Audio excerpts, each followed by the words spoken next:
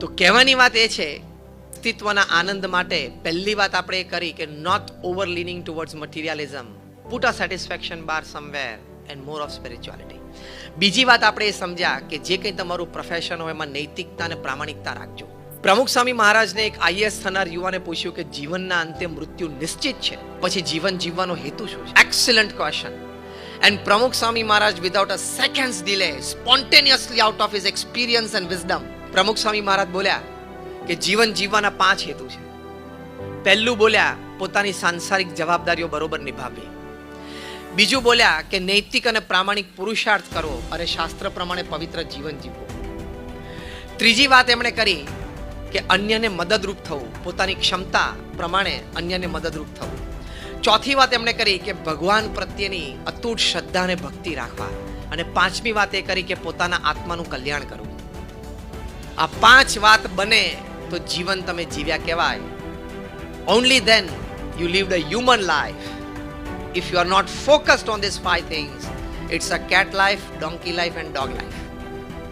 આ 5 ઉપર ફોકસ ના રહે. પ્રવૃત્તિ બધી કરીએ. તમે કોઈ પણ વ્યવસાયમાં કામ કરો, કોઈ પણ જગ્યાએ દુનિયામાં રહો, your focus must be on this 5 principal points. તો તમે human life dignified, human life with morals and spirituals તમે જીવ્યા કહેવાય. તો પોતાની સાંસારિક જવાબદારીઓ બરોબર નિભાવી. જે પહેલી વાત કરી એમાં તો આપણે આ વાત થોડીક સમજ્યા કે પોતાના વ્યવસાયમાં પુરુષાર્થ નૈતિક અને પ્રામાણિક કરવો. બીજી અગત્યની વાત એમાં આવે છે સાંસારિક જવાબદારીઓ બરોબર નિભાવવામાં કે આપણે પરિવાર માટે પણ યોગ્ય સમય આપવો, થોડું બેલેન્સથી જીવતા શીખવું. 4 શનિ રવિ કાઢી નાખો મહિનામાંથી એટલે 24 દિવસ તમારા વર્કિંગ હોય છે. આપણે એક નોર્મલ ગણતરી કરીએ છીએ.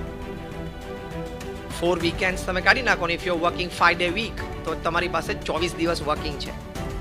24 માંથી 4 દિવસ તમને રાત્રે 9:30 પછી આવવાની છૂટ, કામ વધારે હતું.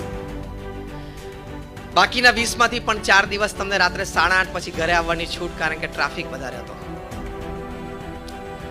બાકીના 16 દિવસ if you cannot come back to your family by 7:30, let me tell you on face that you are a very poor manager of time and work.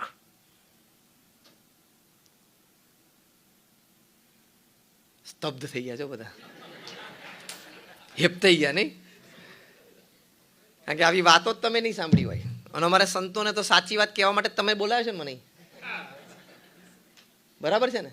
એટલે અમે તો સાચી વાત કહ્યું, કારણ કે અમારે તમારી પાસેથી કોઈ સ્વાર્થ નથી. તમારા ખિસ્સામાં 5 રૂપિયા છે એની અમને કોઈ સ્વાર્થ નથી, કારણ કે અમે પૈસાને અડતા પણ નથી, અમારા બેંક એકાઉન્ટ પણ નથી. હું 26 વર્ષથી સાધુ થયો, એક જ સ્ટાઇલના કપડાને એક જ કલરના પહેરું છું અને એ 2 જ જોડી છે. બહુ વરસાદ હોય ને રાત્રે સુકાઈ